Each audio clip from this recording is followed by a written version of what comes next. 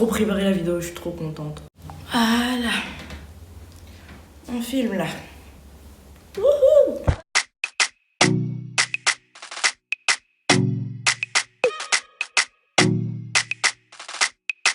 Coucou les amis, c'est V-Hate Mary. Aujourd'hui, le sujet, c'est la rentrée. T'as passé presque 2 mois à rien faire. Maintenant, tu vas partir à l'école, communément appelé enfer par certains. Tu vas retrouver tes potes, tu vas retrouver des profs. Et c'est quand même un gros événement parce que pendant 6 mois, on va y être. Donc c'est chaud là quand même. Quand t'es plus habitué, c'est vraiment chaud. Donc là, guide ultime, je suis là pour te sauver. Toi qui es un peu perdu, tu sais pas par quoi commencer, quoi penser, quoi faire. Je suis là pour t'aider, t'inquiète, I got you baby. On va commencer sans plus tarder.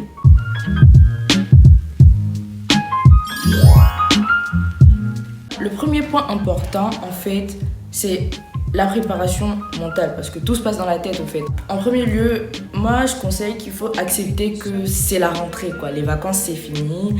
Glander toute la journée, manger, dormir, c'est fini. Il n'y a plus de ça. Tu vas aller à l'école, maintenant, c'est fini, là. Et il faut remettre le cerveau en situation. La routine, ça recommence. Il faut se dire qu'on va reprendre les habitudes. Donc comme ça, après, on n'est pas trop sous le choc. Le jour de la rentrée, en mode je dois aller à l'école, oh mon Dieu, je savais pas. Faire une base mentale en tout cas. Faut pas stresser, faut pas stresser. Aller à l'école, ça fait partie de la vie, quoi. C'est pas que... C'est une grosse chose, mais c'est pas une grosse chose. Je sais pas si tu vois ce que je veux dire. Genre, prends pas trop à cœur en fait. Fais ce que tu peux faire, fais ce que tu fais. Sois à l'aise avec la rentrée, quoi. Parce que le stress, on sait tous que le stress, ça gâte tout. Donc, no stress, it's just cool. Ensuite, il y a une journée vraiment très importante, c'est la veille de la rentrée. Et c'est là où on sait que demain je vais aller à l'école, c'est tout recommence. Peut-être on est un peu saoulé, mais c'est la veille, c'est inévitable, donc voilà. La veille de la rentrée, je pense qu'il faut vraiment privilégier tout ce qui est soin de soi en fait. Si t'es une fille, tu vas devoir faire tes soins de visage, un peu si t'aimes te faire belle, tout ça. Tu vas faire tes ongles, peut-être une semaine avant t'auras fait... fait ta nouvelle coiffure et tout. Privilégiez du temps pour vous-même, vous voyez, parce que c'est le dernier jour, il faut profiter un peu quand même. Vous allez peut-être faire vos soins de visage, soins de corps, vous raser. Personne n'est là pour regarder votre corps à l'école. Moi, ça me fait me sentir bien me raser, donc faire un gommage du corps, faire des gommages, des soins de cheveux, feeling great, doing some self-care, pour bien se sentir et tout. Donc après la journée, tu pourras que pop, you'll be popping, you'll be wow. Genre, quand tu verras, on dira wow, elle glow. Peut-être ils vont dire elle a glow, elle wow. Non mais vraiment, faut être on flic. Répétez après moi. On flic, voilà, c'est ça. Maintenant pour les garçons, moi je sais pas comment les garçons. Bon, ceux qui font wave, vous allez brosser ça jusqu'à... Et après la soirée, je sais pas, vous allez... Faites-vous un petit Netflix ou un petit film, juste pour être bien en fait. C'est juste histoire de se sentir bien. Couchez-vous à une heure raisonnable. Sinon, vous n'allez pas assumer en fait. J'ai oublié, il faut préparer son sac la veille. Vous allez le faire tout au long de l'année. Je suis une personne, quand je me dis je vais faire ça, après je le fais plus. Mais il faut le faire quand même. Donc il faut tout préparer la veille, tout préparer votre sac. La rentrée, on met pas grand chose dans son sac à part son agenda et ses stylos, c'est tout. Préparez vos affaires la veille et faites en sorte de bien vous sentir pour que le lendemain vous puissiez vous réveiller en pleine forme pour la rentrée. Le plus long et le plus important, toute l'année scolaire. Pour réussir son année, le conseil phare que je vous donnerai, c'est d'être focus. Vous allez à l'école pour travailler, pour réussir vos études, donc soyez focus sur vos études et tout. Moi je dis, si c'est un gros travail mental aussi, faut se dire, je vais réussir mon année, je vais réussir mon bac. Pour ceux qui passent en terminale comme moi, vous êtes de la team bac, déjà vous savez déjà qu'on va valider ça, vous connaissez. Voilà pour tout le monde aussi, tous mes conseils de la 6e jusqu'à la terminale. Mettez-vous dans la tête que vous allez réussir votre année, sinon autrement, vous allez rater votre année. C'est aussi simple que ça, c'est aussi clair comme de l'eau de roche, c'est aussi Bref. Deuxième conseil que je pourrais vous donner, c'est de vous fixer des objectifs en fait.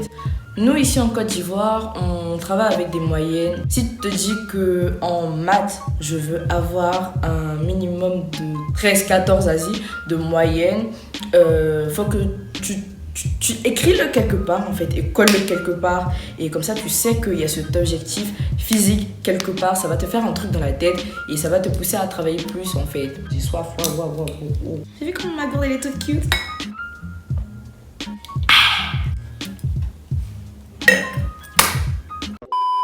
Et des objectifs, tu vas les atteindre inconsciemment en fait. Ton mental va te guider à atteindre tes objectifs lorsque tu te les fixes en fait. Ça c'est, je sais pas comment l'expliquer, mais c'est comme ça. Et pour atteindre ces objectifs, ce qu'il faut savoir aussi, c'est qu'il faut accepter les échecs. Si par exemple tu as fait un devoir et tu n'as pas eu la moyenne, un contrôle et tu n'as pas eu la moyenne, c'est pas la fin du monde.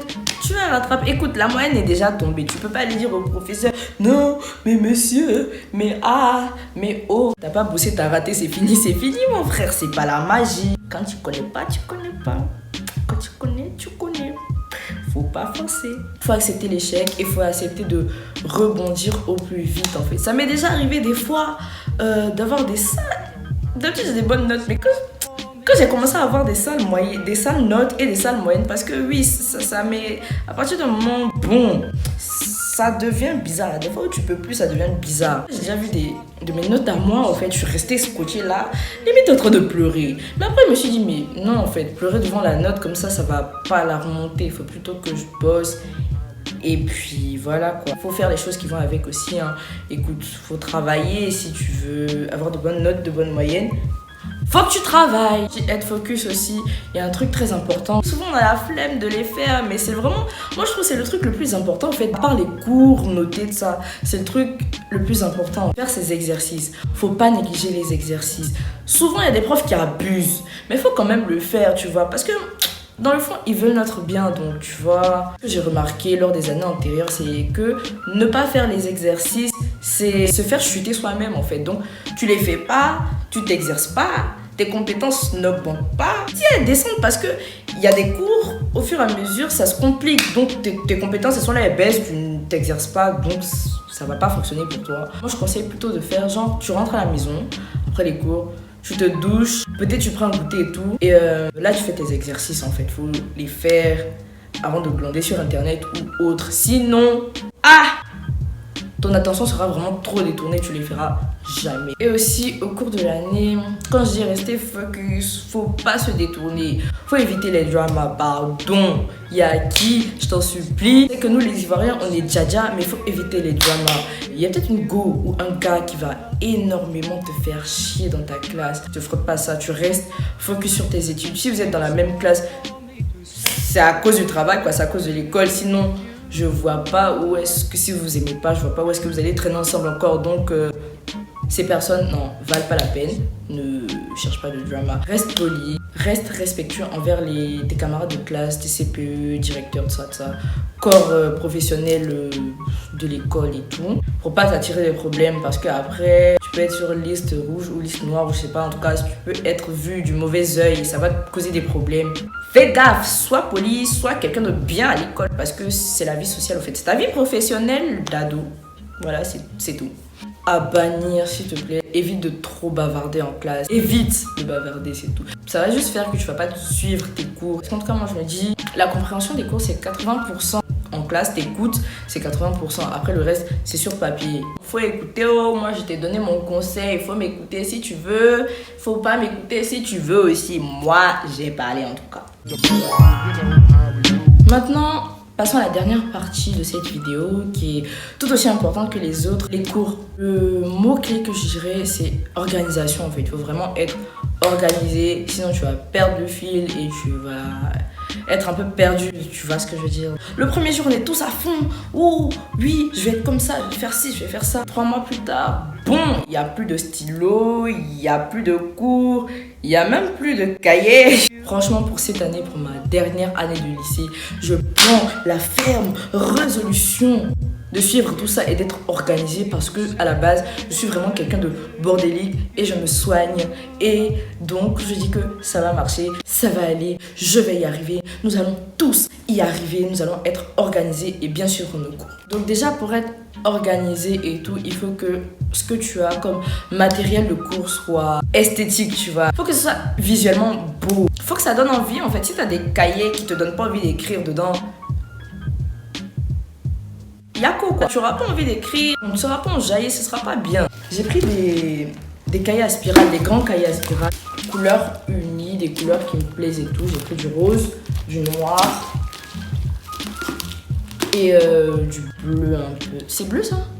C'est vert, un peu des couleurs pastel, des couleurs qui me plaisaient en fait, comme ça. C'est visuellement beau, ça me donne envie d'écrire dedans, c'est bien quoi. Et aussi, il y a un truc qui va vraiment aider, c'est la manière dont tu notes tes cours. Peut-être ce conseil ne sera pas valable parce que souvent c'est dur de noter les cours, parce que c'est rapide, tu sais pas ce qu'il faut noter, ce qu'il faut pas noter, il faut que tu notes l'essentiel, il faut que voilà. Souvent ça va être aussi dur, mais il faut écrire de manière lisible et colorée. Si tu as un cahier qui a du peps et tout bien écrit dedans, les dates, tout bien et tout souligné, tout surligné, tu sauras qu'est-ce qui est important, qu'est-ce qui est important. Quand tu auras la couleur en fait, quand tu vas ouvrir ton cahier, tes yeux ils vont se diriger vers la couleur. Ça sera agréable à l'œil, ça sera plus facile pour ton cerveau à l'assimilation, tu vois. Logique, simple. Basique, simple. Fais en sorte que quand tu ouvres ton cahier, ce soit beau et agréable. Comme ça, tu pourras mieux apprendre. Beau, couleur, mieux apprendre. Ok? Ok. Il y aura peut-être des jours où tu seras absent pour quelconque raison, tu seras peut-être malade et tout, et tu vas manquer des cours. Mais il faut absolument les rattraper. C'est ma terminale, c'est ma dernière année. J'ai expérimenté beaucoup de bad things, donc je sais. Cette année c'est le last. Je vais pas me laisser faire. Oh ça, non. Demande à un pote. Au pire, scanne la page du cahier de ton pote et colle là après.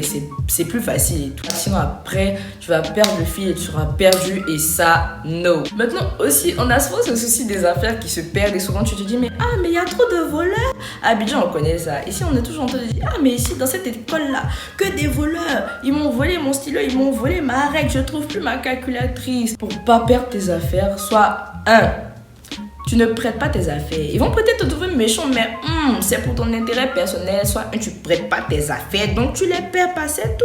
Soit 2, tu prévois tes stylos en double, tes trucs en double. Comme ça, tu sais que tu as des affaires importantes, ce qui va rester à toi, que tu pourras pas prêter à quelqu'un. Et le reste, bof, vas-y, s'en fout. En 3, ça c'est impératif. Quand tu prends une de tes affaires, range immédiatement après l'avoir utilisé. Ça va éviter que sur ta table, en fait, tu aies un peu de tout et de n'importe quoi. Et quand ça va tomber, tu vas jamais te rendre compte et tu vas le perdre. Et puis c'est fini. Et puis voilà. Et puis après, tes parents vont payer encore pour le stylo ou bien pour ceci, cela. C'était le dernier conseil de la vidéo. Mais le plus important, en fait, c'est de ne pas en faire trop. Faut quand même que tu kiffes ton année. Les années collège, lycée seront les meilleures de ta vie en fait. Peut-être d'autres auront trouvé l'amour de leur vie dedans. Dedans, on aura eu nos meilleurs amis, on aura eu nos meilleurs trucs, nos meilleures sorties, nos meilleurs délires, tout ça. Donc, n'en fais pas trop. Sois pas toujours en mode crispé, routine. Faut que je fasse ça, faut que je fasse ça. Faut pas que je déconne un peu. Lâche-toi quand même parce que ce sera les meilleures années de ta vie. Donc sur ce, on se quitte, on se retrouve dans une prochaine vidéo. N'oublie pas de lâcher des pouces bleus, de commenter, de partager et surtout, abonne-toi. Allez, bisous. Ça colle. Oh, salut.